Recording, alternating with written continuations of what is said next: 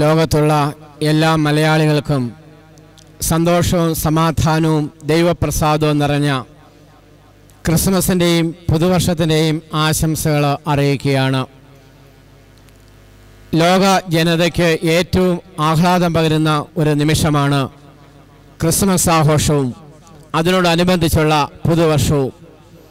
ദൈവം നമുക്ക് തരുന്ന ആയുസ്സിനും ആരോഗ്യത്തിനും നന്ദി കരയേറ്റുന്ന ഒരവസരം കൂടിയാണ് പുതുവത്സര ആഘോഷം.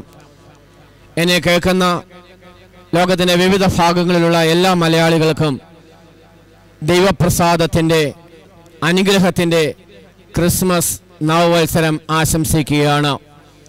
ക്രിസ്മസ് സന്തോഷത്തിൻ്റെ ദിവസമാണ്. ക്രിസ്മസ് സമാധാനത്തിൻ്റെ ദിവസമാണ്. ക്രിസ്മസ് സ്നേഹത്തിൻ്റെ ദിവസമാണ്.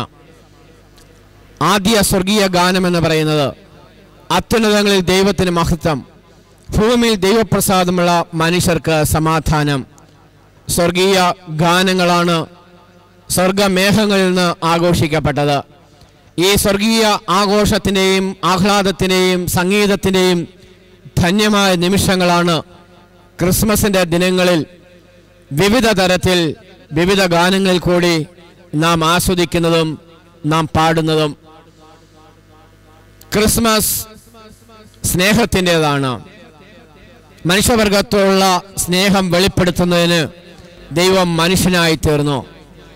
സ്നേഹം പ്രകടിപ്പിക്കുകയും സ്നേഹം ലോകത്തിന് പങ്കുവെക്കുകയും ചെയ്തതാണ് ക്രിസ്മസ്. ദൈവം മനുഷ്യനായി തീർന്നു. ദൈവം കാണപ്പെട്ടവനായി തീർന്നു. ദൈവം പുൽക്കൂട്ടിൽ പൂജാതനായി. നിങ്ങൾക്കടയാളമോ ശീലകൾ ചുറ്റി പശുത്തൊട്ടിയിൽ കിടക്കുന്ന ഒരു ശിശുവിനെ കാണും. ഒരു ശിശുവാണ് ക്രിസ്മസിൻ്റെ അടയാളം. കീറത്തുണിയാണ് ക്രിസ്മസിൻ്റെ അടയാളം. ലാളിത്യത്തിൻ്റെയും എളിമയുടെയും ചിഹ്നമാണ് ക്രിസ്മസിൻ്റെ അടയാളം. ഒരു ശിശു നമുക്കായി പിറന്നിരിക്കുന്നു. സ്നേഹം ലോകത്തിന് വെളിപ്പെടുത്തുന്ന അടയാളമായി ഒരു ശിശു പിറന്നിരിക്കുന്നു. ആയതിനാൽ ക്രിസ്മസ് എന്ന് പറയുന്നത് സ്നേഹത്തിൻ്റെ അടയാളമാണ്. ക്രിസ്മസ് സമാധാനത്തിൻ്റെ ദിവസമാണ്. സമാധാനം ഉദ്ഘോഷിക്കുന്നതാണ് ക്രിസ്മസിൻ്റെ സന്ദേശം. ലോകം അസ്വസ്ഥതയുടെയും കലഹത്തിൻ്റെയും സംഘർഷത്തിൻ്റെയും ഭീകരതയുടെയും നാളുകളിൽ കൂടി കടന്നു പോകുമ്പോൾ ക്രിസ്മസ് നൽകുന്നത് സമാധാനത്തിൻ്റെ അടയാളമാണ്. തമ്മിലുള്ള സമാധാനം, ലോകത്തിന് കൊടുക്കുന്ന സമാധാനം, ക്രിസ്തു നൽകുന്ന സമാധാനം സ്നേഹത്തിൻ്റെയും സമാധാനത്തിൻ്റെയും വലിയ സന്ദേശമാണ്. അതുകൊണ്ടാണ് ക്രിസ്മസ് ദിനത്തിൽ നമ്മൾ പാടുന്നത് ശാന്തരാത്രി തിരുരാത്രി. ശാന്തിയുടെ രാത്രിയാണ് ഇത്. പുൽക്കുടലിൽ ദൈവം പിറന്ന രാത്രിയാണ് ഇത്. സമാധാനത്തിൻ്റെ രാത്രിയാണ്. ഈ സമാധാനം ലോകമെമ്പാടും എല്ലാവർക്കും ലഭ്യമാകട്ടെ എന്ന് പ്രാർത്ഥിക്കുകയാണ്. നമ്മുടെ ഹൃദയങ്ങളിൽ സമാധാനം വാഴുമ്പോഴാണ് ലോകമെമ്പാടും സമാധാനം പുലരുന്നത്. ക്രിസ്മസ് സന്തോഷത്തിൻ്റെ ദിവസമാണ്. ദൈവം മനുഷ്യനായി. ദൈവം ഭൂതലത്തിൽ ജാതനായി. പഴയ നിയമത്തിൽ കാണപ്പെടാത്തതാ ദൈവം പുതിയ നിയമത്തിൽ കാണപ്പെട്ടവനായി തീർന്നു. കാലിത്തൊഴുത്തിൽ പൂജാതനായി. ഈ മഹാസന്തോഷം ലോകത്തിൽ പങ്കുവെക്കുകയാണ്. വിവിധ സ്കിറ്റുകളിൽ കൂടി, വിവിധ സമ്മാനങ്ങളിൽ കൂടി, വിവിധ ക്രിസ്മസ് സന്ദേശങ്ങളിൽ കൂടി ലോകത്ത് പങ്കുവെക്കുന്നത് ക്രിസ്മസിൻ്റെ സന്തോഷമാണ്. എല്ലാവരും ഒരുമിച്ച് കൂടുന്നു. സ്നേഹവും സമാധാനവും പങ്കിടുമ്പോൾ ലഭ്യമാകുന്നത് അതിമഹത്തായ സന്തോഷമാണ്.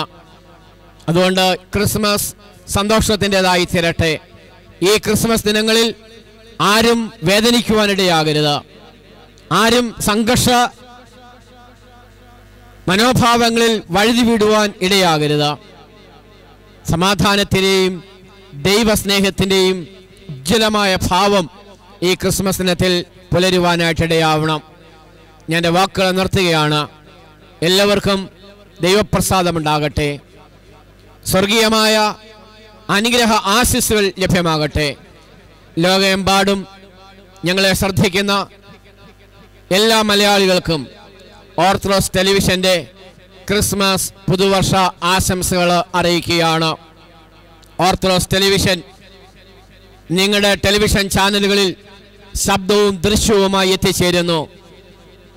ലോകത്തിൻ്റെ വിവിധ ഭാഗങ്ങളിലുള്ള ക്രിസ്മസ് പുതുവർഷ ആഘോഷങ്ങൾ തത്സമയം ഞങ്ങൾ ടെലിവിഷൻ ചാനലിൽ എത്തിക്കുകയാണ്. ഇതിന് പിന്നിൽ അധ്വാനിക്കുന്ന എല്ലാവരെയും ദൈവസന്നിധിയിൽ സമർപ്പിക്കുന്നു. ഓർത്തഡോക്സ് ടെലിവിഷനെ ചെറുതും വലുതുമായി സഹായിക്കുകയും പ്രോത്സാഹിപ്പിക്കുകയും ചെയ്യുന്ന ലോകത്തുള്ള എല്ലാ മലയാളികൾക്കും ഓർത്തഡോക്സ് ടെലിവിഷൻ്റെ ഹൃദയപൂർവമായ ക്രിസ്മസ് പുതുവർഷ ആശംസകൾ നേരുന്നു. ദൈവം നമ്മെ അനുഗ്രഹിക്കട്ടെ.